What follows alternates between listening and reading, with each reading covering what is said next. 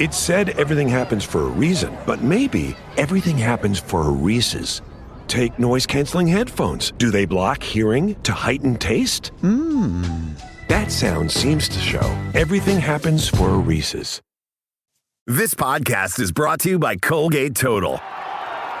We take oral health as seriously as you take sports. That's why Colgate Total Active Prevention uses advanced technology to help prevent oral health problems like cavities and gingivitis before they start. It's clinically proven to provide 24-hour antibacterial protection with twice daily brushing after 4 weeks of use. So get a winning routine and prevent oral health problems before they start. Shop Colgate Total Active Prevention at a retailer near you. We loved the wedge back in the day, man. Get the big boys out there, full-on collisions. Like, why change that? That's the start of the game right there. I get to see some action. The wedge. I haven't heard the wedge. I was a wedge buster in college. Before I started, I was running down in knee braces, and they said, Jason, just take out this wedge. No joke. UCF had a really good kickoff. Like, hey, guys, just go down there and take the wedge out. We go down there. We blow this four-man wedge up. It goes 106 yards to the house, not the sideline. I would have loved to have seen him not only run down the field, but run down the field in knee braces. That's right.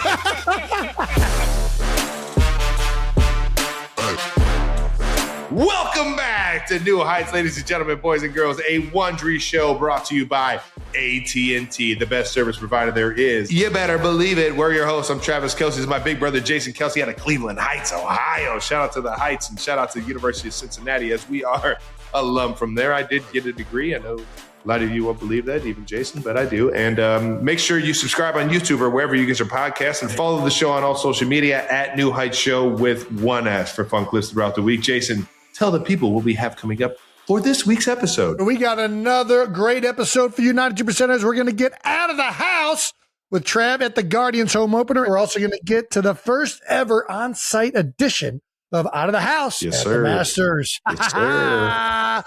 And Hall of Famer Troy Aikman is here. That's right. The one and only. The best. Troy is incredible. And he's great in this conversation. You guys are going to really want to stick around for that. And before we do get into that, we are going to get into some of that new news. New news coming in hot. New news is brought to you by American Express. Travis made his way back home to Cleveland for the Guards home opener last week. You saw Slider. Hey, is he still called Slider? Or it is Slider? It's a boy, don't even right? go down this road, Jason. Yeah, I saw Slider. All right. I saw Slider, man. I got to see everybody over there at Progressive Field, man, over there at what we call Jacobs Field. Got to be a part of the Guards home opener as we took the game 4-1, man. There we go. You know, it's just something about getting my feet on the ground in Cleveland just energizes me, man. You got those nice loafers on. You like those things? These bad Like boys. those things are Yeah, nice yeah. things, man. Did you get a look at any of the absurd food? The MLB has been coming out with a bunch of absurdly crazy items all across the country. I was just catching up with friends in the suite and just watching the game. I really didn't get outside, but we had some good food in the suite for sure. We got some wings. I was about to say, what is your ballpark food of choice since you're not a hot dog person? I'll eat a dog I'll eat a ballpark dog. Time out. You have said on the show and to me for many years that you do not eat hot dogs or tubular meats of any kind. So now you're telling me. One exception. You know what? I'm not going to lie. This makes sense. Ballpark dog, man. It's a special. It's the nostalgia. Right. I'll sacrifice my ick for the fact of how it's made and how it smells. And I'll enjoy a ballpark dog, man. I don't know what it is about being at the ballpark that I need a dog with some ketchup on it and bing, bang, boom. I'm not going to eat mustard? more than one. No mustard. You're not putting mustard on a hot No. dog. That's the one condiment you have to have on it. That's a lie. Whoever told you that is a fucking idiot. I disagree. I think you must have. Well, yeah, listen, you can eat it however you want, but that's the one condiment I have to have. You don't like mustard on a hot dog? You can do like mustard in like a sauce or like in like a dry rub that the meat and like the other parts of the food like hide the taste of and the melted crayon texture that is mustard. Melted crayon texture. What about sauerkraut? No chance. I can again if it's hidden in like a Reuben like a Reuben sandwich. Yeah, like a corned beef sandwich maybe. the sourness can get a little too pungent. We should just like review all these crazy foods that have been going on. Did you see this one over Arizona? I think I'm going to go to a Diamondbacks game this year solely to try this ice cream, peanut butter sandwich, whipped cream, Cracker Jack, Kit Kat concoction. That thing is fucking insane. Does that not look delicious? Insane. By the way, that's a Nutter Butter, right? That's not a Nutter Butter. Peanut butter sandwich, whatever. Yeah, it's a Nutter Butter. Gosh, did the Kelsey household go through our fair share of Nutter Butters, dude?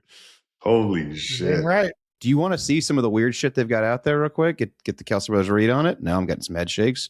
You don't want to see the mini dessert chicken bucket at the Yankees game? I think they're pretty good. They're pretty cool. I'm not going to be a downer here. Let's see it, Brandon. Who else we got? You want to see a mini dessert chicken bucket? There we go. Dessert? What is this called? It's a How is it drumstick-shaped dessert? ice cream with a chocolate-covered cookie bone center, a coating of white chocolate and candied cornflakes served in a souvenir mini chicken bucket. What is the point of making it look like chicken? It looks like chicken. I think we just got there. I'm not a big fan of foods impersonating other foods. You're out on the chicken. I'm out on the chicken sandwich, ice cream sandwich thingy. I just give me a fucking ice cream sandwich. I don't need it to look like a chicken drumstick. Who are we fooling here? What are we doing it for? I would make sense if it was the New York Chickens. Then I'd be like, oh, okay, they're doing something that's like a theme of, but like, New York Chickens. what is the The New York Chickens Yeah, have a chicken bucket. Yes, but I don't understand this at all. Is it the drumstick flavoring, like the classic like drumstick that we all know that we get from like the grocery store? It's just covered with candied cornflakes to make it look like it's fried chicken, but I'm assuming it's probably like vanilla ice cream with a chocolate-covered cookie bone center, which I don't. I'm out on this one. I've seen a lot of them. This doesn't make any sense at all. There has to be something that's making sense to this. There's no way somebody was just like, all right, here, check this out, guys. A drumstick. I think that's how they do it. I think we're overthinking this. There's no I'm just way. confused. I don't know where the chicken comes into. Like, It just it's looks not like chicken.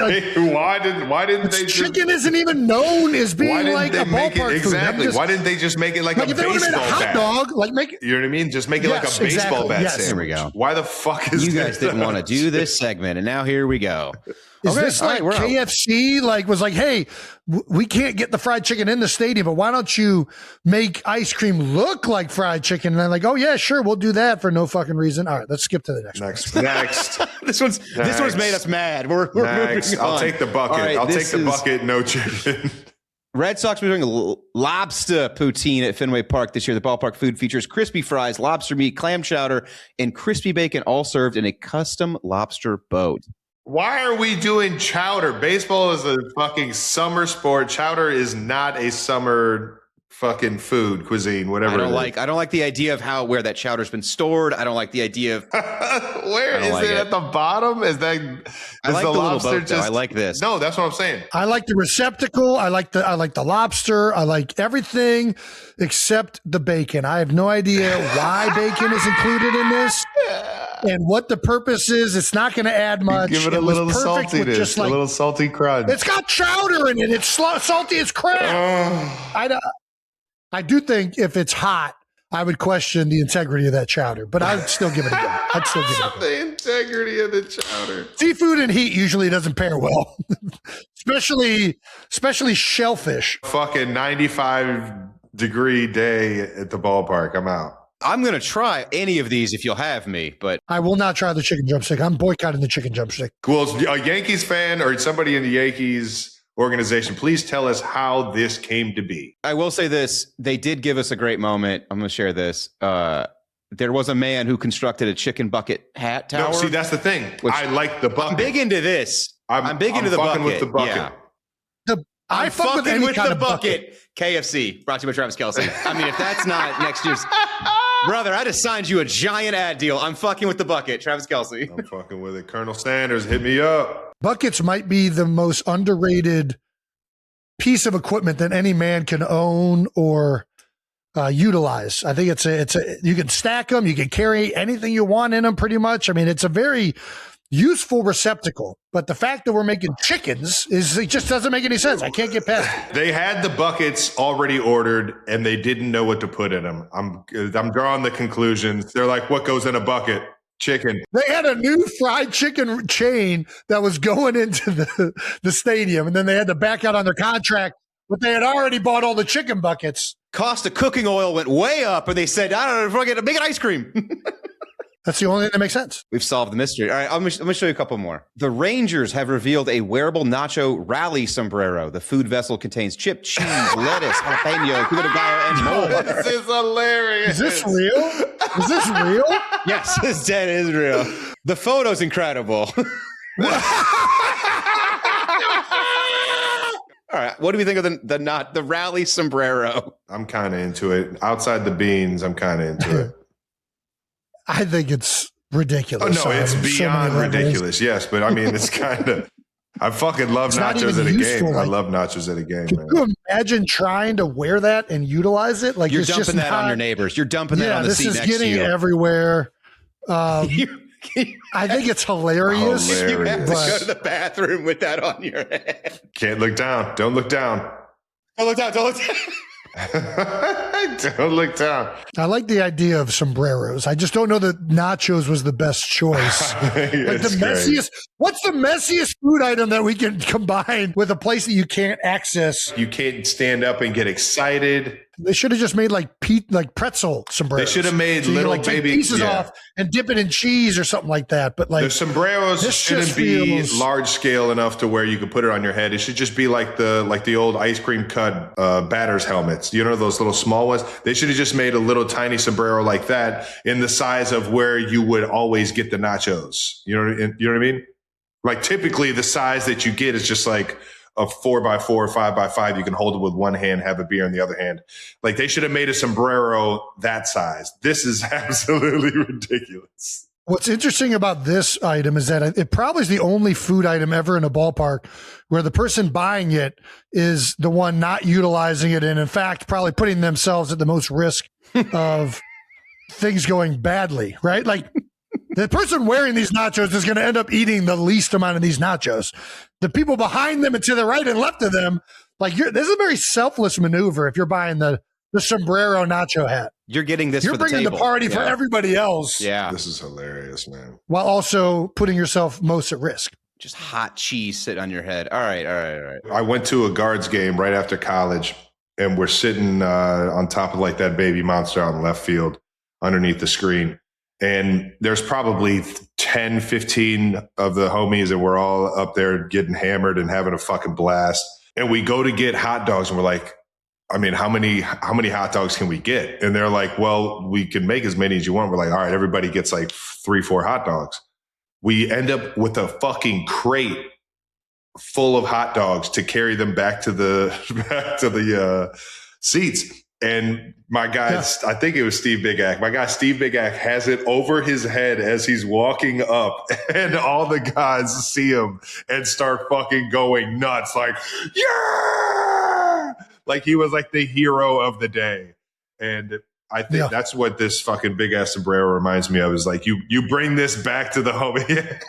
You're just like, let's fucking go. You're down a run and this rally sombrero hits. I think this is going to be, yeah. Okay. Absolutely hilarious. Last one, Phillies. The Schwarbomb Sundae.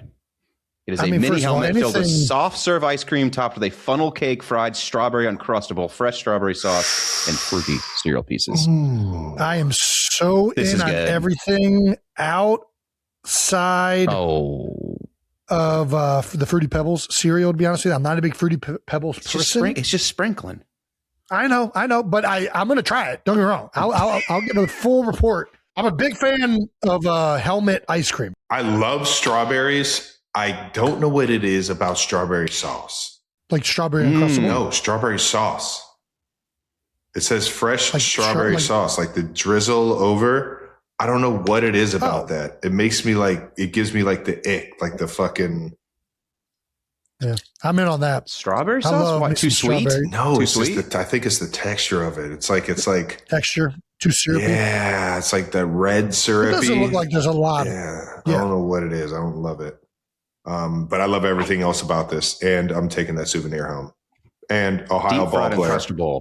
I was in when I read funnel cake fried strawberry Uncrustable. I mean, that's the only thing I need to hear. I'm going to try this now, dude. Fried Uncrustable is going to be incredible. Yeah, All right, that's ballpark food. It's called a Schwar-bomb, so I'm going to give it a go. Great name. Great player, great name. All right, now that does it for new news brought to you by American Express. Thanks to our presenting sponsor, AT&T. Here's the thing about golf. It's where deals get done, relationships get built, and connections matter the most. That's right. Just like you need reliability on the course, you need it in your network. That's why you should choose AT&T, a champion partner of the Masters. All right, Jason, I got a question. If you could play Augusta National with any three people, dead, alive, who's your dream foursome? Tiger Woods, Fred Couples, Okay. and I got to say Jim Nantz now, because I heard he does commentating for people that are playing it with him. Yeah, need that. Whether you're closing a deal between swings or catching a tournament while traveling to work, AT&T delivers the seamless connectivity that keeps you in the game on and off the course. Because when the connection matters, it has to be AT&T. Connecting changes everything. Visit AT&T.com/connect-to-change to learn more. Thank you to our partner, American Express. Ooh, when you're at a live event, some of the best words you can hear are, come this way. Oh, yeah. Yeah, at a game, concert, doesn't matter what event it is, the American Express Platinum Card always comes to mind when people think of premium experiences. Elevating your entertainment is where American Express Platinum Card membership really shines, granting you exclusive access to unique experiences worldwide. That's right. It's the kind of thing that makes a regular night out feel like the event of the year. Yeah, a little FOMO, forget about it. And now that American Express is the official payments partner of the NFL, card members around the world can enjoy incredible experiences from the pre to the postseason with access to tickets, perks, and on-site activations at select games. From the moment you get to your seats to every play that follows, you know you're experiencing more than just the game. For me, that's a win. Unlocking access and elevating the fan experience, that's membership at its best. Terms apply. Learn more about premium events collection at go.amex/withplatinum. Thank you to our sponsor, Amazon. Yeah, baby. Yeah. Here's the thing. Life doesn't wait. Nope. 1 minute, you're crushing it at work. Next minute, your kid is spilling juice all over their favorite shirt. And, that smoke detector been beeping since 3 a.m. because you're out of batteries. That's where Amazon saves the everyday. Low prices on everyday essentials, whether it's the stuff you planned for or the chaos you didn't see coming. Everything you need all in one place.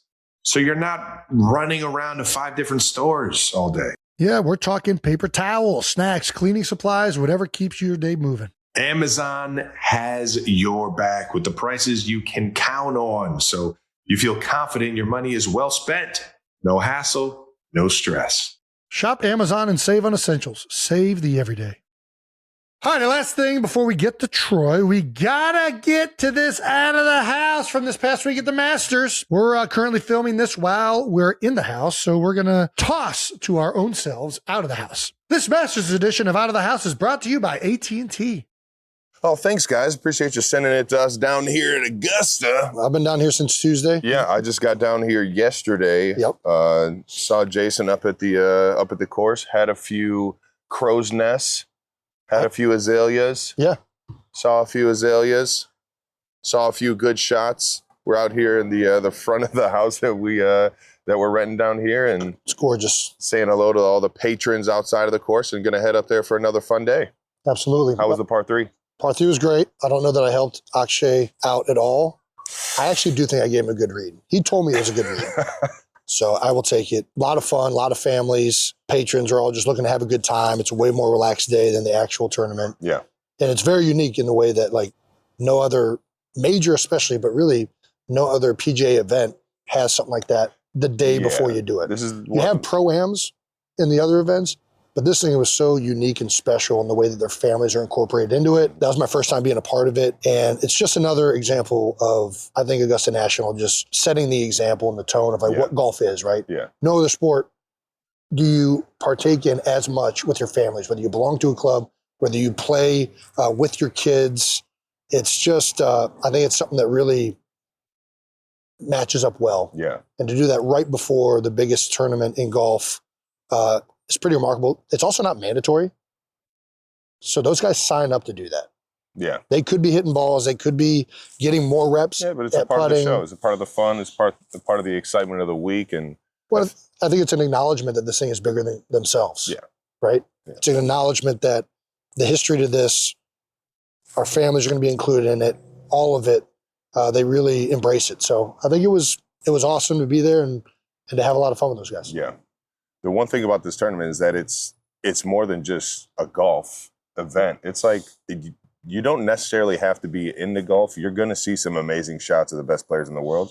Mm-hmm. But it's an event that anybody can enjoy because of how beautiful the landscape is, because of everything that goes into what that course is. I mean, you have different houses and places you can go while you're there.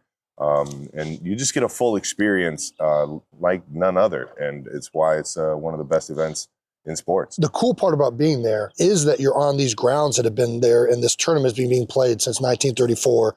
The course was carved out and just feels like it was made to be a golf course. You don't have your phones. There's no digital scoreboard. Everything's manually being done. That's the hardest part, yeah. There's no phones and understanding where the match is, you know, because you don't know what a guy's got going on 3 holes over and whether they're making a push or there's a level of mystery to it all the way. Yeah. You're there and you're trying to figure out, where's the scoreboard? Freddie just got a quadruple bogey or 4? Like, what the heck happened? And so there's this excitement in the fact that you don't really know what's happening when you're there. The way the grounds are handled, the way the faculty, the workers, everything's done there is just done at an insane level. I got to give from the course management to the workers and everybody that's really putting this thing on and making this thing go. They make it one of the cleanest places I've ever been, especially on a golf course, man. They do such a great job. Everybody says it's kind of like the Disney World of golf. They everything. I can see that. All the dirty work kind of happens in a way that you don't ever see. So everything looks pristine. The way they treat everybody, the way everybody treats you, whether it's the patrons, the workers, everybody's just there to have fun. It's an awesome time.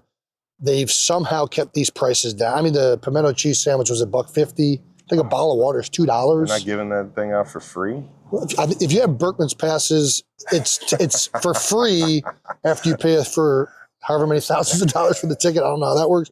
But no, they could jack those prices up. Yeah. You go into an NFL stadium, you're paying what, like $8 for a beer? Yeah, but those are premium beers. You're an asshole.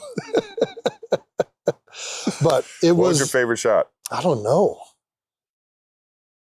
I'm trying to think of, my favorite hole is 13. I love 13. Par 5. The par 5, bend around the corner. Mm-hmm. Then you got to play over Rays Creek. Yep. Okay, Rays Creek. You know the creeks. All right. I think it's Rays Creek. And you got to make a decision on whether you want to go for it. You got a long second shot, approach shot. Or you're going to lay up and pitch in. But if you ever got to play it, what would you do? What would I do? Yeah. I'm going for it. You're going for it? I'm not trying to set a score. I'm trying to have a story. I'm trying to turn the corner and everything. There we go. Yeah, it's that hole's awesome. I just like the par 5s, honestly. Par 5s and par 3s are the most fun ones to tee up because you're going to see somebody throw a dart at one of the par 3s, like 16, or 2 coming down the hill. That's a fun one, yeah. Yeah, well, you see scoring. You're going to see somebody go for an eagle. You're going to see some birdies. Like, there's a lot of action, I feel like, on the par 5s and 3s. Yeah. So those are the ones I like to post up at. You think Rory's running away with this thing or what? I mean, he's winning by 6 strokes right now. Yeah. So, sounds about right. For those of you that don't know, it is Saturday morning. The cut has just been made, and Rory is winning by 6 strokes. He is going to be potentially the first person to repeat as Masters champion since Tiger Woods did it in 2001 or 2. It was either 2000, 2001, or it was 2001, 2002. Either way, he would be the 4th person ever to be back-to-back Masters champions. Yep. I think that would be awesome. Another guy that's up there right now, Justin Rose. I got to see him win the U.S. Open in Philly in 2014. Yep. Awesome dude. I watched him and Spieth and Koepka. Yeah. On a par 3 and then tee off. And man, it's just crazy when you see these pros tee off with the driver, man. Yeah. I mean, the sound, not only the sound of the ball, the club hitting the ball, but the swing. Yeah.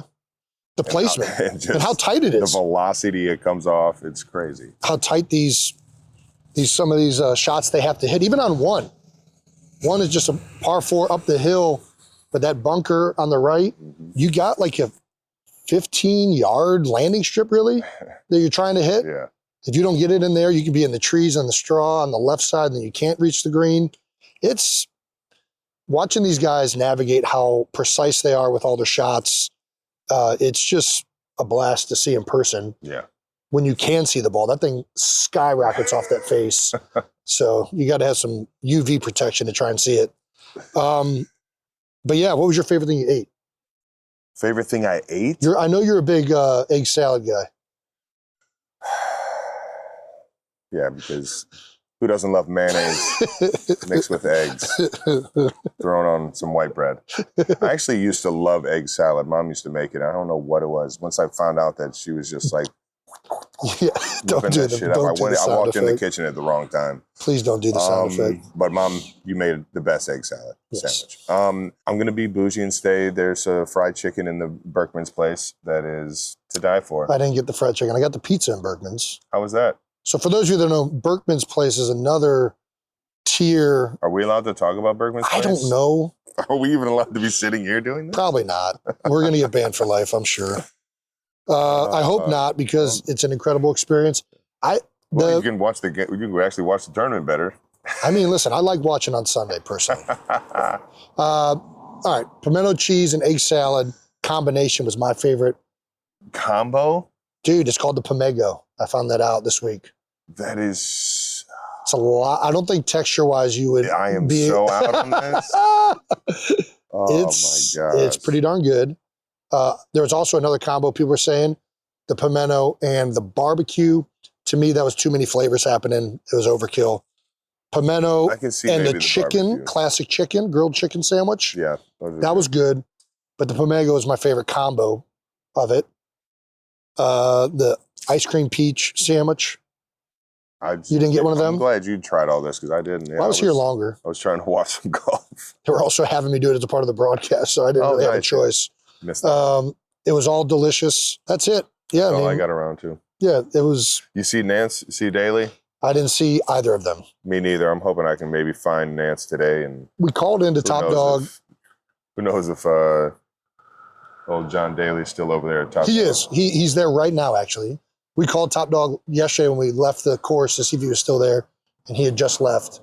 But he is there this morning, and he'll be there this morning, Sunday as well, I believe. Interesting. So, yeah, for those of you that have never been, it's awesome. It's everything you've heard about.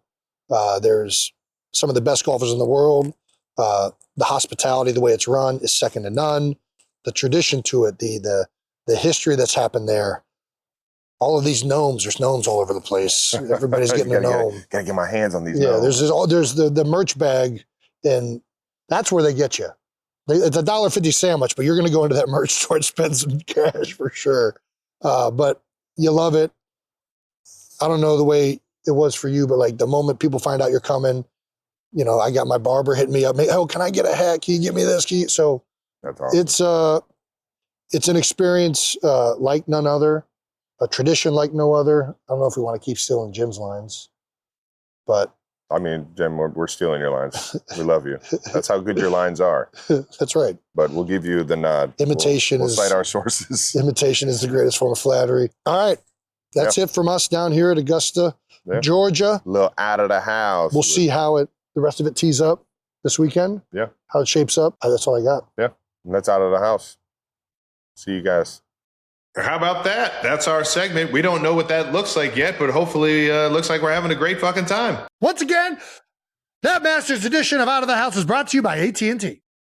Let's get to our conversation with the legendary Hall of Famer, Troy Aikman. This conversation is brought to you by Amazon, one of our favorites. Our guest today is 6'4" quarterback from UCLA. He was the #1 pick in the 1989 draft. He's a 6-time Pro Bowler, 3-time Super Bowl champion, 1993 Super Bowl MVP, Yes, sir. and a member of the Pro Football Hall of Fame. Woo! He's also the 1983 Oklahoma High School State Typing Champion. I did not know that.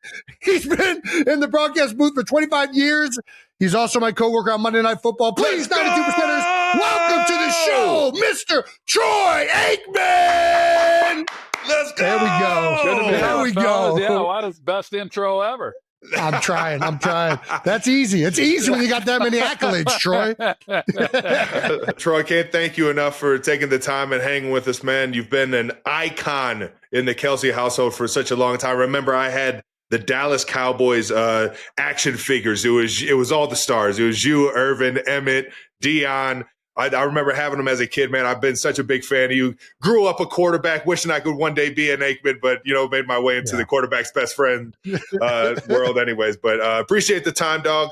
And I got to hit you with the first question, man. What was your first impression of Jason on air? Oh, well, it was fantastic. I mean, I remember we did a production call with Jason back when he was still playing with the Eagles, and someone asked, I don't think it was me, maybe it was Joe, maybe it was Aaron, asked him if Jason had an interest in getting into television when he was done. And he indicated that he might, that he had given it some thought, was going to be doing some stuff. He talked about his grandfather, he got emotional talking about his grandfather. And it was one of those calls where we hung up and we said, wow, we just saw a side of Jason that we had never seen before. We just saw this great competitor playing center and dominating, and being an all-pro player and all that. But then we saw this human side to him. And then we thought, wow, if that can translate, the guy has a real future, if he wants to go that route. And he did. And by that time I was at ESPN and just thrilled. I mean, it was the Kelsey sweepstakes. It's a little bit,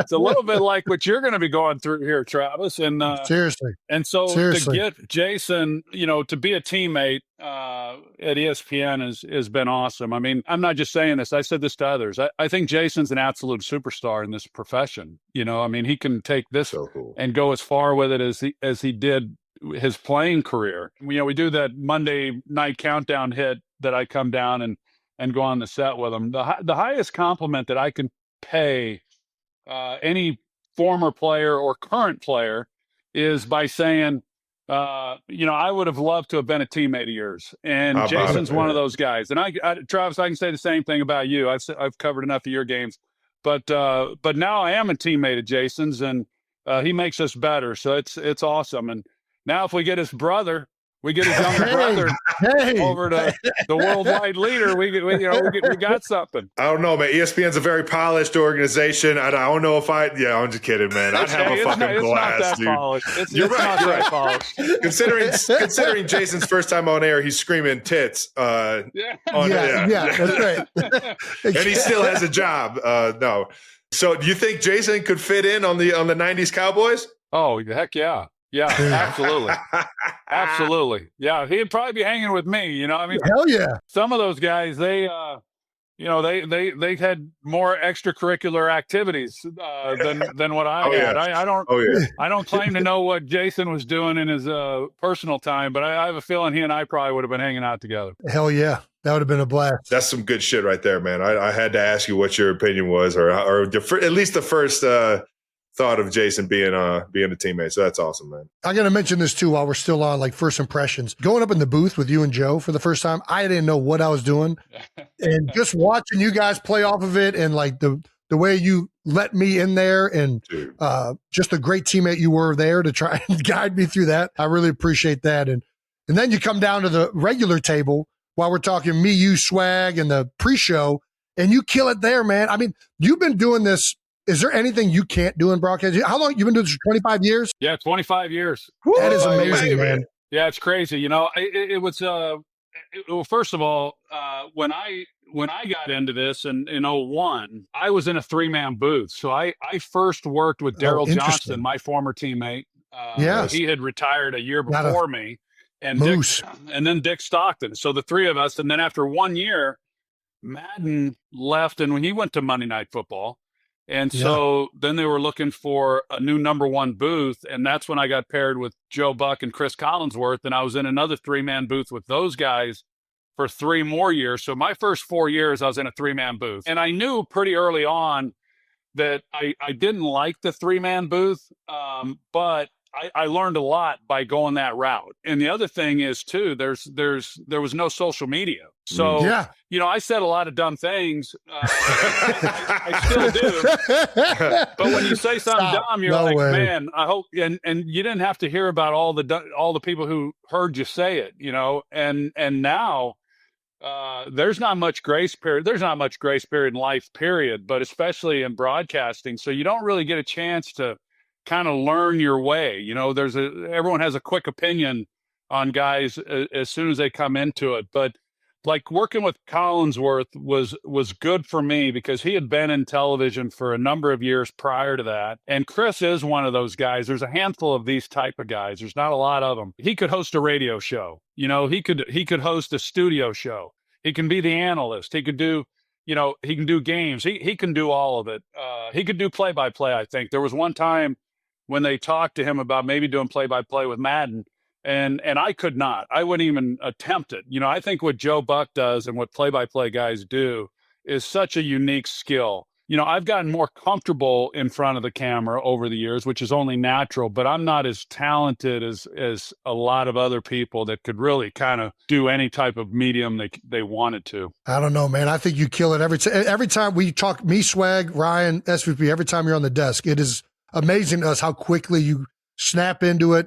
What you say just like pierces through all the nonsense. Like that's one thing that I think you do such a good job, not just on the desk, but also calling games, where you talk about the quarterback position in particular, but really just football in general. There's a realness that doesn't come off like you're attacking anybody. It's just like a face value, what you're seeing that you articulate so well in every medium I hear you in. Jason, that's high praise. It means a lot to me. I'll be honest. I mean, what I'm most grateful for you saying is that it doesn't feel like I'm attacking anybody, because there's times when somebody writes something that I said, and then it comes off as though I was being critical of the player, and I get offended by that, because the one thing that I've always tried to do, I've tried to be honest. I mean, everyone tries to do that. I think you owe it to the audience. I think you owe it to your employer to be honest. But at the same time, I have so much respect for the players and the coaches that participate in this game. I mean, the three of us, we know how hard the game is to play. And I especially know how hard the quarterback position is to play. Doesn't mean every throw's perfect. Doesn't mean every time the quarterback plays, he plays well.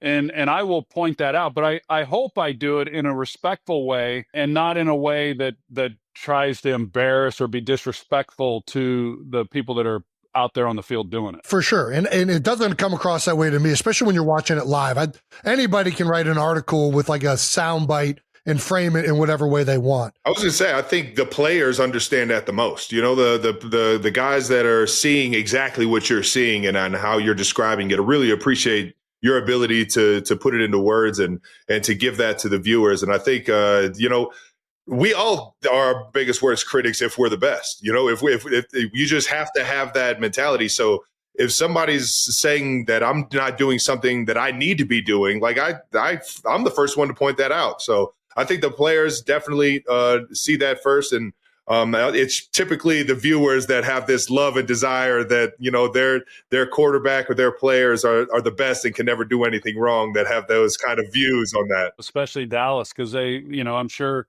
Jason, if, you know, you do games, or if you were to say anything on a pregame show about the Eagles, it immediately gets like, if I say, when I'm calling a Cowboys game, and I don't call as many now on Monday Night Football because we only get 2 games a year, whereas at Fox, you know, I had many more. Yeah. But if I didn't agree with a penalty that benefited the Cowboys, I mean, the Cowboys fans they'd lose their mind. Traitor!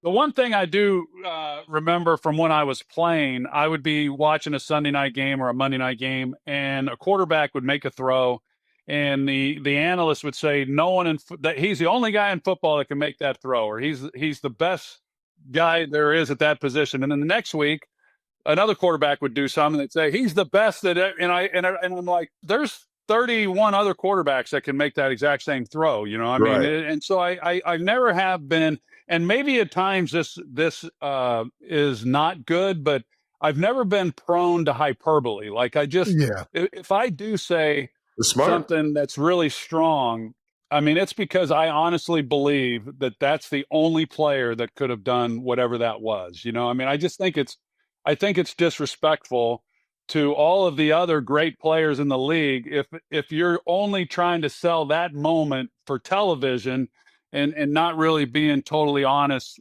about the league overall. Absolutely. And it comes across for sure. And we're not going to name other announcers, but other guys get labeled almost as like super fans of like specific players because they're always saying certain things. And I just feel like everything you say about a guy is very at face value. And I've always like loved hearing that perspective. Yeah. Thank you. What do you think about the current state of quarterback play in the NFL? Like, where are you at just holistically with where we're at? Well, I like it. I know going back to towards the end of my career, and I played, and when we played, I mean, I'm sure you guys feel the same. You feel like you played in the golden era of your position. I mean, I had Elway, Marino, Warren Moon, Jim Kelly, Steve Young, Boomer. The list goes on and on. I mean, there were a lot of really great quarterbacks during the era that I was playing, and towards the end of my career, I was asked, hey, where are all the great young quarterbacks? It's like, who's going to fill those shoes once everyone retires?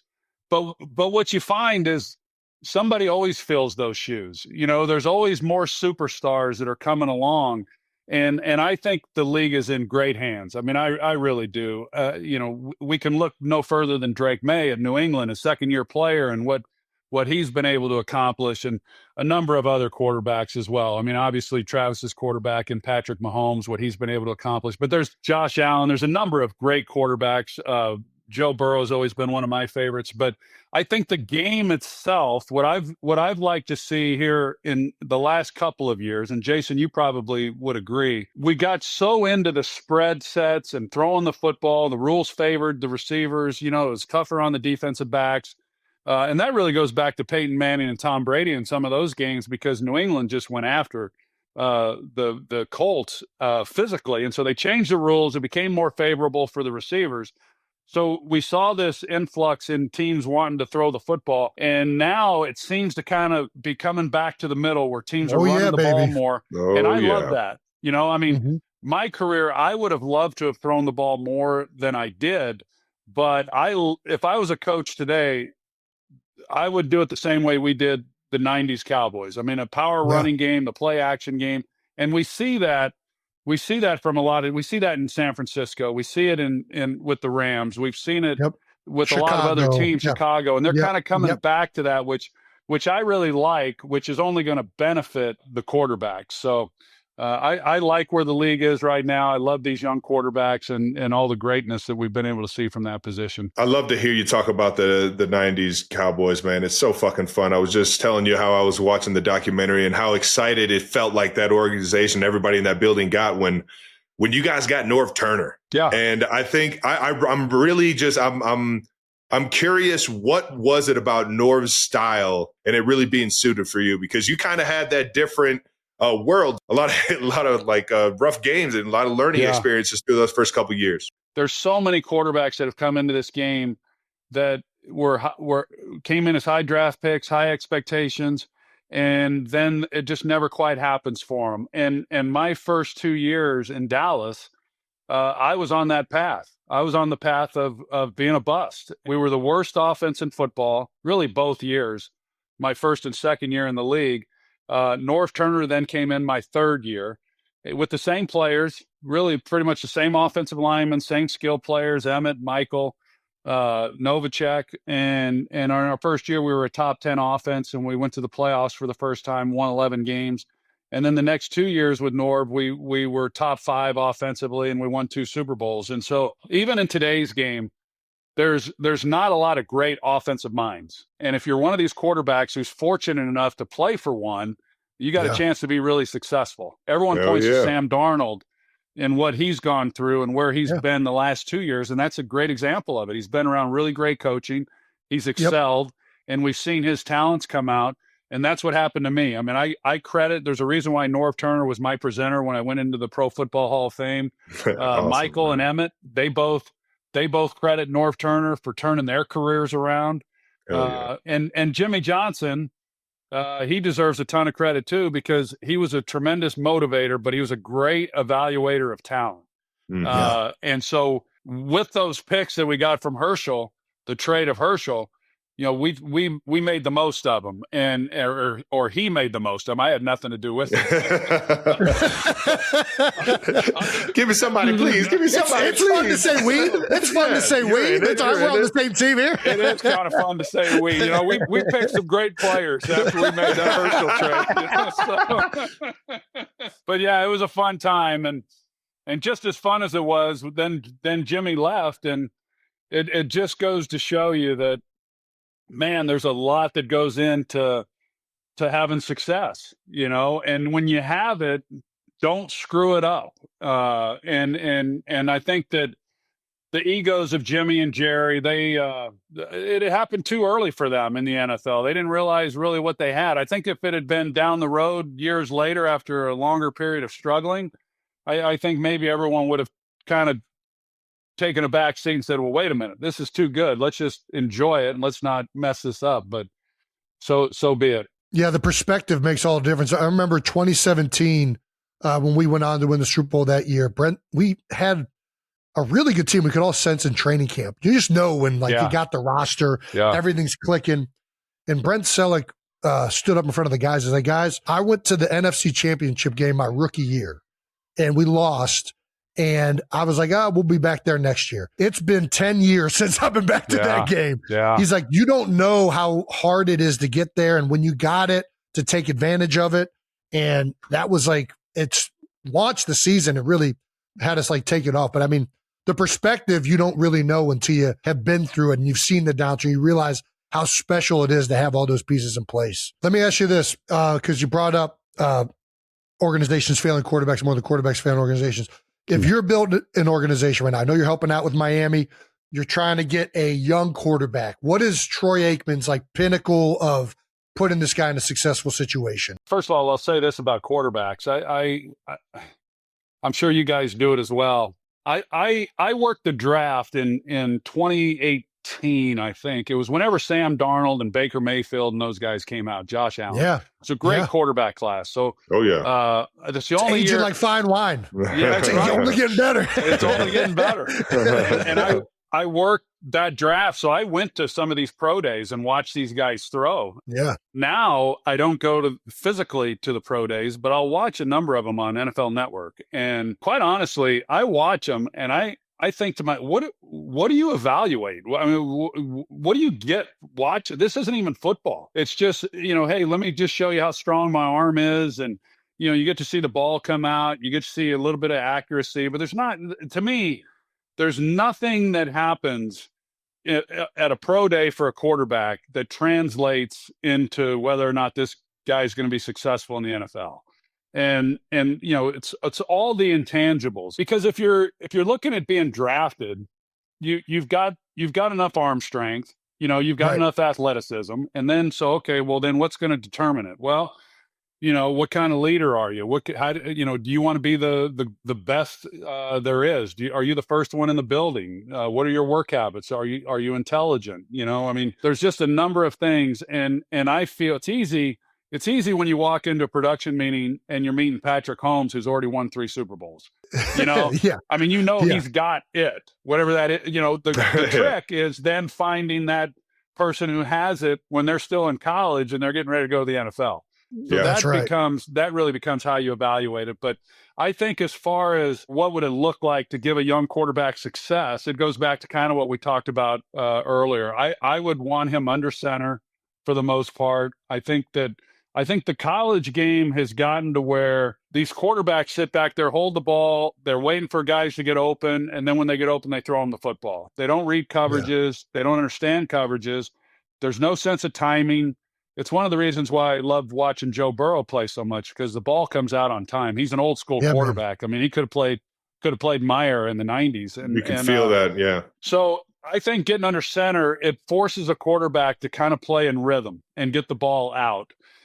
So I'd want that. I'd want a running game, all those things that are really beneficial and helpful for a quarterback. But you're right. There's a number of teams, Dolphins included, that are looking for the next young quarterback that can be their guy for the next 10, 15 years. You brought up college. Where does Troy Aikman stand on NIL? So when you talked about diving in on NIL one time and then the fucking kid didn't even write you a note and just bailed on UCLA. And dude, I was already out on it. I was like, dude, these kids, if these kids just get the opportunity to jump, they're jumping. And it's like, why even waste your time on it? Yeah, it's and in fairness to the young player, it's a collectibles thing. He's just collecting the checks. He doesn't know. He doesn't even know. He doesn't even know. So it's no reflection of him. And but with that said, I know a number of people, my daughters being two of them, that would have loved to have given them that kind of money. I mean, no doubt. They would have written me a thank you note. But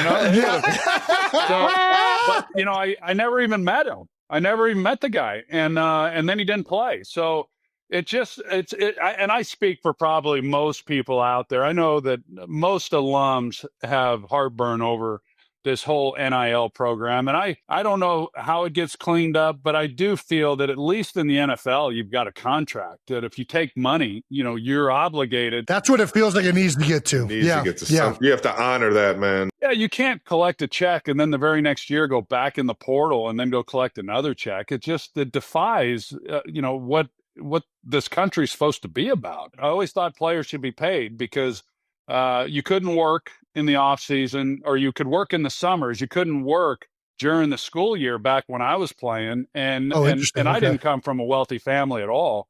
But there were a lot of teammates of mine who came from less money than even I did.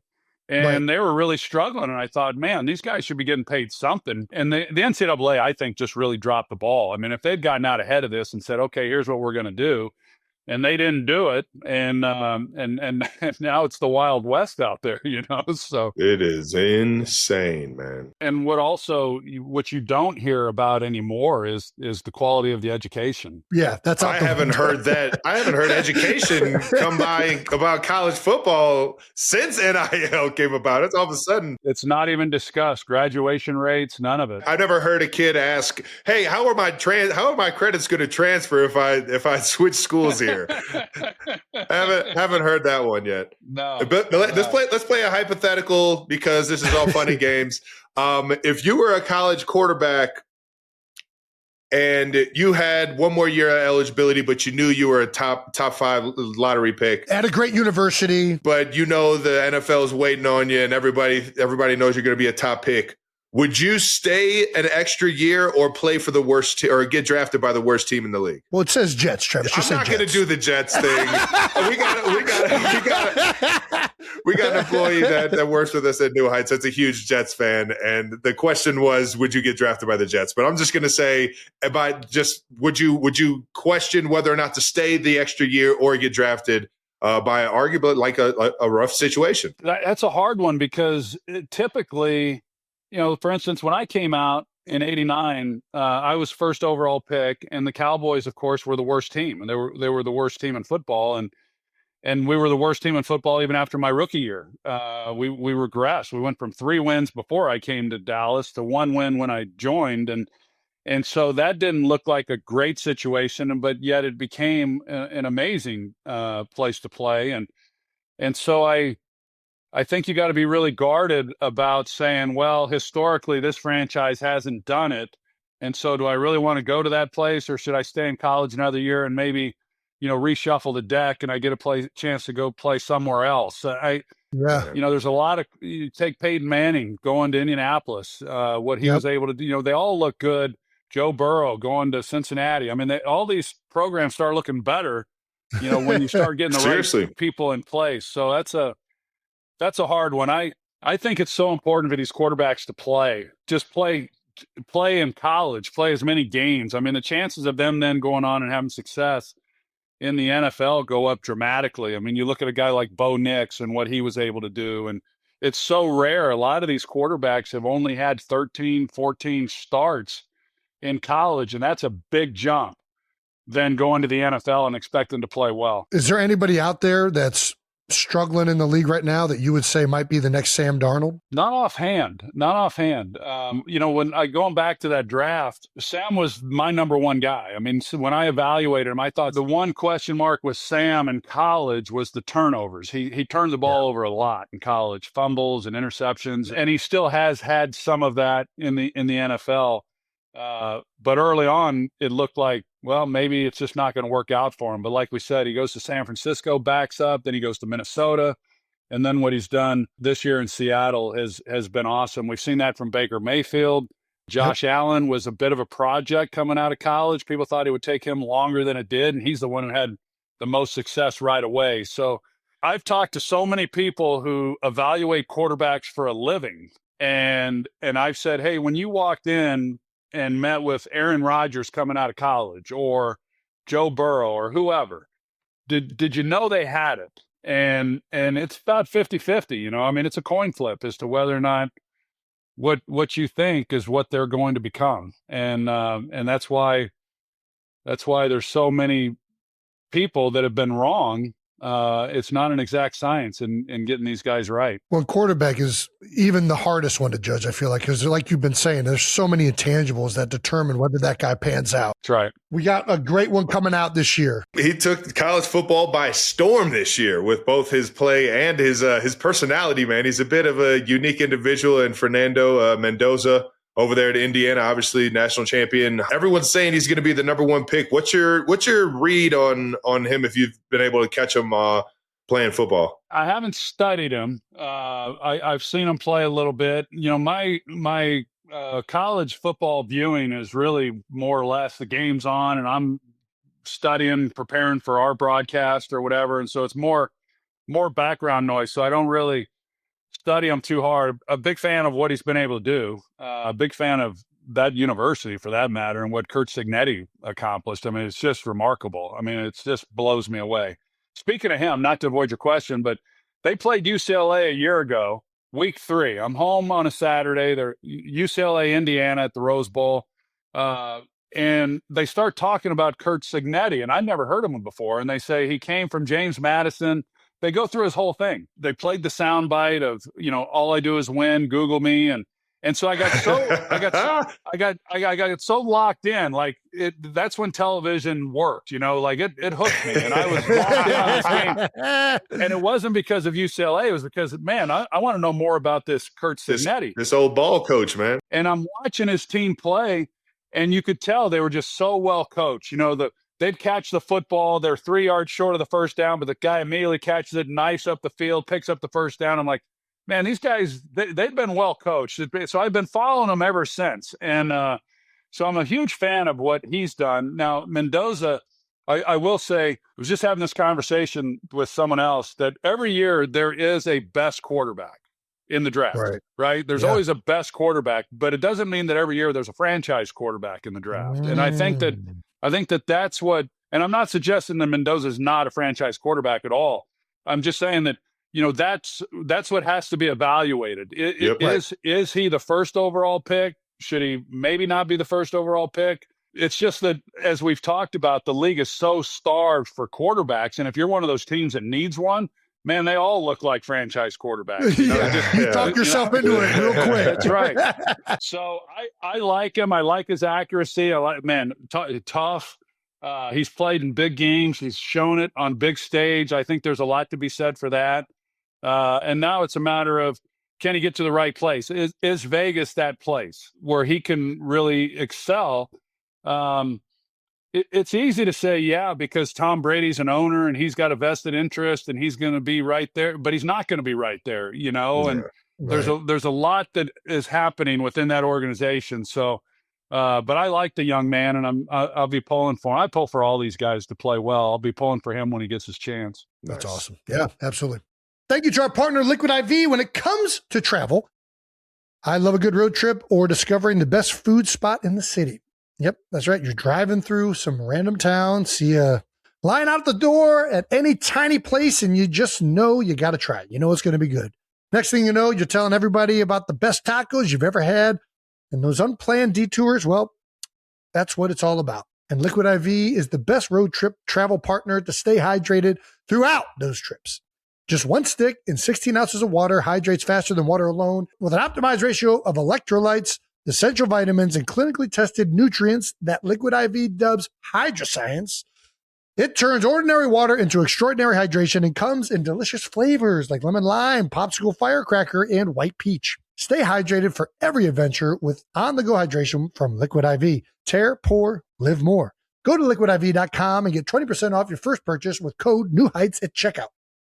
Thank you to our partner, Lionsgate Michael. It's my middle name. So something pretty incredible is hitting theaters on April 24th. It's called Michael, the new biopic about Michael Jackson. And here's what makes it incredible. Jafar Jackson, Michael's actual nephew, is playing him in the film. This is incredible. This isn't just about the greatest hits or the iconic dance moves. This goes deeper. It's the real story of how someone became a legend. The journey behind the music that changed the world. Michael hits theaters April 24th. And honestly, this is one that you're going to want to see on the big screen. Head to your favorite theater's website and grab your tickets now. The Michael Jackson biopic, only in theaters April 24th. Thank you to our sponsor, Allstate. Checking Allstate first could save you hundreds on car insurance. That's smart. Not checking the street signs before parking the car. That'll get you a ticket. The only trip you're taking in that instance is to the tow lot. That's right. Yeah, checking first is smart. So check Allstate first for a quote that could save you hundreds. You're in good hands with Allstate. Potential savings vary, subject to terms, conditions, and availability. Allstate North American Insurance Company and affiliates, Northbrook, Illinois. Let's get to this segment right here. We're calling it Get Off My Turf. Get off my turf! We need to narrow these field goals. It's too easy to kick field goals now. I'm also out on these touch screens on the walls. I'm out on that too. I am out on that too. Oh, I want a smart house. What the is wrong with morons? Get off my turf. Get off my turf! It's a new segment for us. Sick of this new wave, man. We've been bitching about all types of shit on how the NFL's changed, man. We're huge. We love the fucking wedge back in the day, man. Get the big boys out there, locking arms, fucking full-on collisions. Like, why change that? That's the most exciting. That's the start of the game right there. I get to see some action. The wedge. I haven't heard the wedge. You're talking to two wedge guys right here. We fucking love that shit. Crackback blocks being legal, defenseless receiver rules, man. I just watched the doc and Michael Irvin is just out here just enjoying every single lick he's taken over the middle, man. Just becoming more and more of a beast every time he catches one, man. And it's just a different game. So, Jason, go ahead. I was a wedge buster. I was a wedge buster in college. Before I started, I was running down in knee braces, and they said, Jason, just take out this wedge. No joke. No joke. Me and Ricardo Matthews, a D lineman that played in the league for a long time, they said, we could get down there faster than anybody anyways. I'm like, hey, UCF had a really good kickoff. Like, hey, guys, just go down there and take the wedge out. They do all middle returns. It'll be great. We go down there. We blow this four-man wedge up. It goes 106 yards to the house, down the sideline. All right, let's reevaluate this. Maybe have some savvy. Maybe get to the ball. Yeah. All right, Troy, you would have fucking loved to see this dude running down because it was in his transition. You heard him say knee braces. Yeah, well, that's what I was going to say. I would have loved to have seen him not only run down the field, but run down the field in knee braces. That's right. He had just made the transition over to the offensive line. It was the rule that all linemen needed to wear knee braces. So he had this big old, it was like he had a yoga ball on his waist, man. He had this big old gut because he was trying to gain weight to play O-line, had the knee braces on, but still had like that linebacker athleticism a little bit.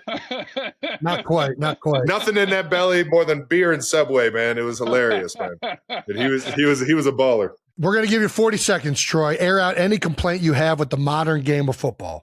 Do you have anything that right off the top of your head you can think of? I guess what I don't like is, and I'm a former quarterback, of course, I don't like the extent of some of the protection on the quarterback is probably my biggest complaint, just because the whole objective for a defense is obviously to get to the quarterback. I mean, if you do that, you got your chances of winning go up. And these guys, man, I've never played defensive line or any of that, but I can only imagine that you're fighting through 300-pound offensive linemen. You're getting twisted and torqued in all kinds of directions, and yet you're trying to get to the quarterback. And if you get there and you don't do it exactly the right way, then there's a penalty. And don't like that. I don't like that at all. Now there's so much that's been done to try to protect players, and I'm all for it. But you talk about a wide receiver back in the going back prior to the 2000s. Ooh. I mean, if you went over the middle, it was up to the quarterback to protect the receiver. And now quarterbacks will just throw it anywhere because they know the quarterback or the receiver's not going to get hit. And what I see a number of times is defenders, they don't know how to play it. Like they're caught in no man's land. They don't know whether to try to make a play on the ball, just try to tackle the receiver. I feel bad for the players, the gladiators that are in the arena. They don't really want the protection. The players are the ones always saying, "Hey, we're good. Let us play." I signed the contract. I'm good. I'm ready. I agreed to this. That's right. So that's what's kind of different and odd about the whole thing. Couldn't agree more. Yeah, I don't want to be the get off, whatever the segment's called, the get off my lawn guy. Get off my lawn. You don't want to be that? All right. We'll be those guys. Thank you for playing along, though. We'll get you out of here after this last segment, man. We always end it with a little bit of we gotta ask, but you can clearly not answer. You can just tell us to fuck off, Troy. But we gotta ask these questions. I gotta ask the first one. I got to, because this is the most impressive highlight I've ever seen in the NFL.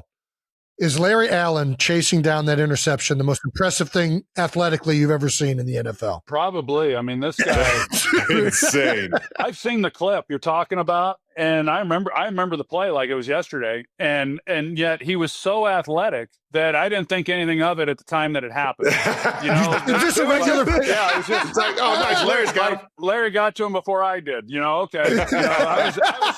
I was pissed that it was an interception, but. Right. Then I see the clip, and you're like, "Whoa!" I mean, he was a freak, and he was the quietest, shyest guy in the locker room. Oh my gosh! I mean, he wouldn't say two words. I mean, he was so shy. Silent assassin, man. And he'd get on the field, and he would just destroy people. I mean, it was. I love it. He was amazing. I think of that clip. I think of that. What did he put up on the bench press at the Pro Bowl the one year? It was like some absurd number. Yeah, I might have been 800 pounds or something. It was after I had retired that he did that, and just a gentle giant. I mean, God rest his soul. He passed a few years ago. But I'd reached out to him. I'd heard he was struggling a little bit, and he was just a gentle giant. I mean, just an incredible.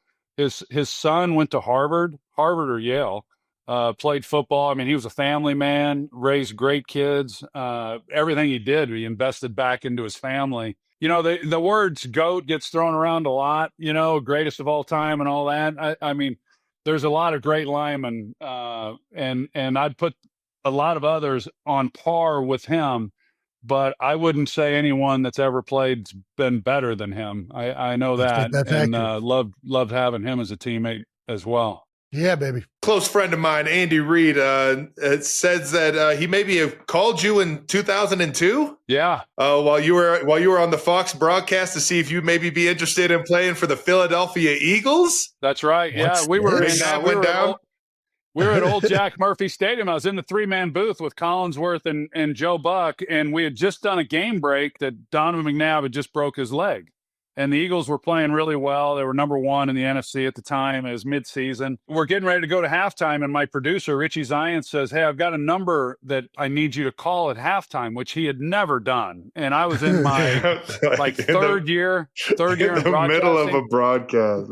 And I'm trying to call from the booth at halftime, and there's no cell service. So I walk out onto the concourse, because this was an old stadium. It was Old Jack Murphy. Yeah. So I'm out on the concourse. Fans are walking by. Of course, they're like, "Hey, F you, Aikman, Cowboys blow." All this stuff. I got Andy Reid. I said, "Hey." He says, "Hey, it's Andy." And I said, "Andy Reid?" He said, "Yeah." And he says, "You heard what happened, didn't you?" And I said, "Yeah, we just did a game break on it." And he goes, "Well, I want to talk to you." I said, "Andy, I'm in the middle of a broadcast." And he said, He said, "I know you are." He said, "I need you to call me after the game." And I said, "All right." So I called him after the game, and he was selling me on why I should come out of retirement and go sign with the Eagles and play for them. They were playing Monday night. The following game was on Monday night against the 49ers. And Ty Detmer was this.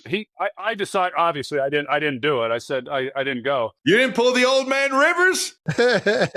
I was on my way up to Montecito, Santa Barbara after that game, and I'm driving up, and I said, I can either keep on going north and enjoy a week in Montecito, or I'm going to be on a plane in a blizzard in Philadelphia, and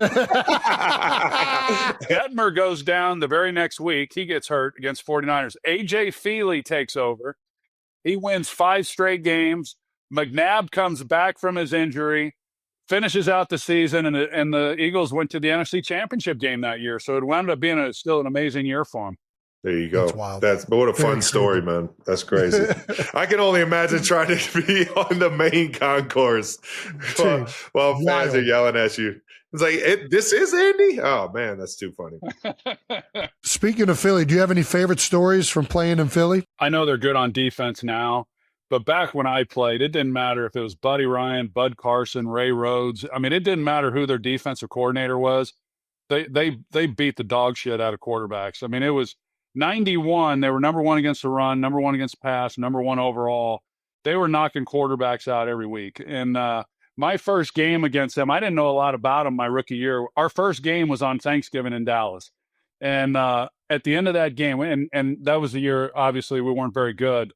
And at the end of that game, they x-rayed both shoulders, both knees, my elbow. I thought I had broken bones through my whole body. We had to play the Eagles 2 weeks later. And after they x-rayed me after the game, they said, yeah, no, everything's good. I said, everything's good. What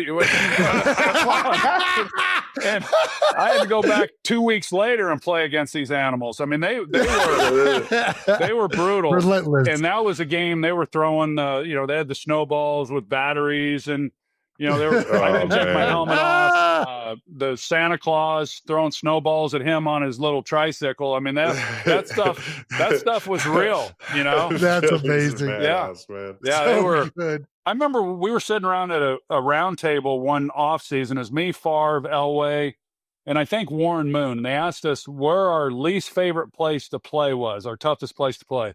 And they get to me, and I said Philadelphia. I mean, it was hands down. Philadelphia's the worst place to play. And Favre, and they go to Favre, and Favre says Philadelphia. And I said, what do you know about Philadelphia? When have you? He only played there one time in his career, and it was like 4 years earlier. I said, I got to go there every year. These guys are. I mean, that defense was they were so good. I mean, Reggie and Clyde Simmons and. The list goes on and on. Seth Joyner, Eric Allen. I mean, they were just dominant. We got a running joke on here that an average fan couldn't get a single yard in the NFL. But with the guy as much football knowledge accumulated as Joe Buck, could Joe Buck get a yard in the NFL? Get a yard doing what? Running the ball? Running the ball. Yeah. Or out wide, catching a high slant. However. There is no chance. None. In fact, Joe played football. He broke his neck playing, when he was in high school. He broke his neck? Yeah, I didn't know this. Broke his neck playing football. Get with the giggle is hilarious. Joe would not only not get a yard, he might not get up. I mean, come on. Are you serious? My bad, Joe. I set Joe up for failure right there. Who's a better actor, you and Jerry Maguire or Jerry Jones and Landman? Jerry Jones and Landman. Did he not crush that? It's so fitting. Dude, that scene in the hospital is unreal. I've had a lot of meetings with Jerry over the years. I've had a lot of great conversations with him about his past. And, when he gets into talking about some of the things that he's lived through and that he's done, it's pretty fascinating. And so I've heard variations of basically that story that he told in Landman. And so Joe and I were talking about it, Joe Buck, and he was saying, hey, did you see it? And I said, yeah, I saw it. It was phenomenal. I said, but I've heard him basically tell that story. I said, he wasn't acting. That's Jerry. I mean, that's Jerry telling the story. And Joe made a great point. He says, no, I hear you. I hear you that it's his story and all that, but he told it in a sound studio in front of 40 people with cameras and lights and an audience, and he sold it. He And sold that it is For man. sure. That is acting. Yeah. So when he said that, I said, you know what? You're right. Because we've all been on commercial shoots, and it's not as comfortable as what Jerry made it feel when he was delivering that. I thought he was phenomenal. Couldn't agree more. Yeah, the cadence and like the way the pauses and it just came off so real. And I've gotten to know Taylor Sheridan, and we were talking about that piece that Jerry did, and I agree. Taylor said if he wanted, he could make a living as an actor, and he could. Nice. I mean, I got a joke I could tell, but I don't want to tell it, so I'm not going to. All right. It would go There we go. viral, and then I got my hands full in the media All for right, the well, next. So I'll leave it at that. But When we stop recording, we're gonna hear this. All right. yeah, Using a former teammate to fill in the blank. People forget that blank was a problem. using a former teammate to fill in the blank, that blank was a problem. People forget that this man was a problem. I mean, obviously we had some colorful figures, and well documented, I might add. But the thing that there's a lot of people who point to Michael, and it was in the documentary of all the things that he went through, and dealt with in his personal life and away from the field. And I would say that Michael, like, he and I have a relationship that's so unique, and it's been that way forever. My mom, who's passed, Michael and I were on a cruise after my first year, and I brought my mom, and like my mom, Michael and the trouble and the things that he got into, like my mom would not have condoned those things. A lot of people's moms wouldn't, a lot of people wouldn't, right? But my mom loved Michael Irvin because every time he saw her, he made her feel like $1 million, and I've met y'all's mom. And when people make your mom feel special, I mean, you can't put that into words. You can't put a price on that. And so, 100%. and my mom loved Michael right up until the day she passed. And Michael and I have that relationship to where for the longest time, as I've gotten older, you're more willing to tell people what they mean to you and that you love them. But when you're in your 20s, Michael was the guy who would come over, see me in public. He'd come over, give me a kiss and tell me he loves me, and, these bear hugs. And, Yeah. it's just, and regardless of whatever was happening in his life, when we went out to practice, because people would say, how do you and Michael, or how are you and Michael so close? And I said, you know what? When we go out to practice, it doesn't, like, we live totally different lives. But he gets out there and he runs every route like he's preparing for the Super Bowl. It's never affected the way he prepares during the week.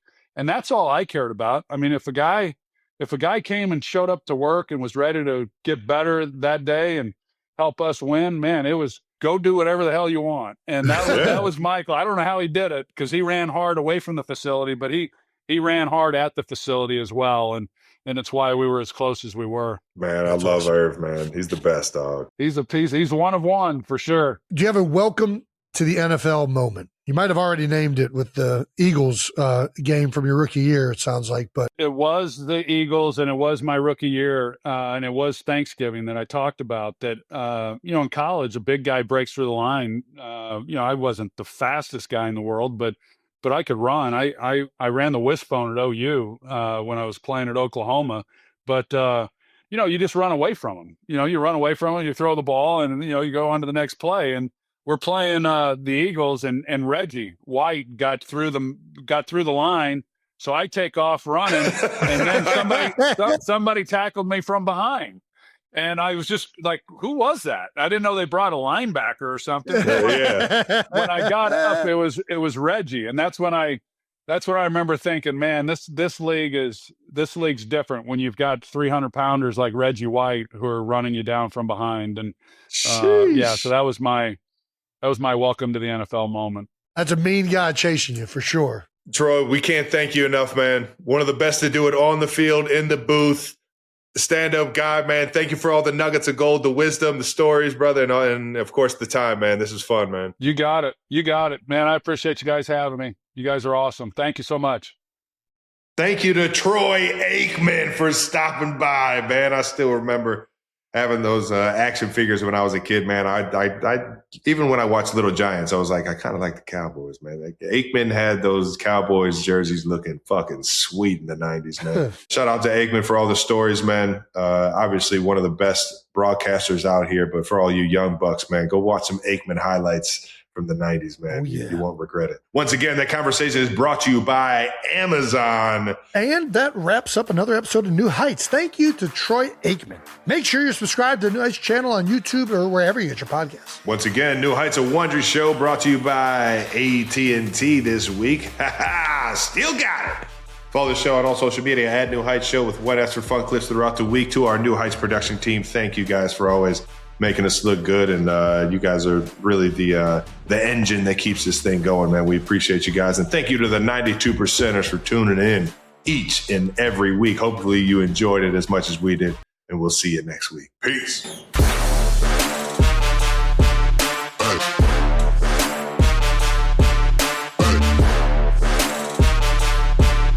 Does Intuit TurboTax want to sponsor my trip to the zoo? The LA Zoo? No, I went to the Living Desert in Palm Springs. It's a better zoo.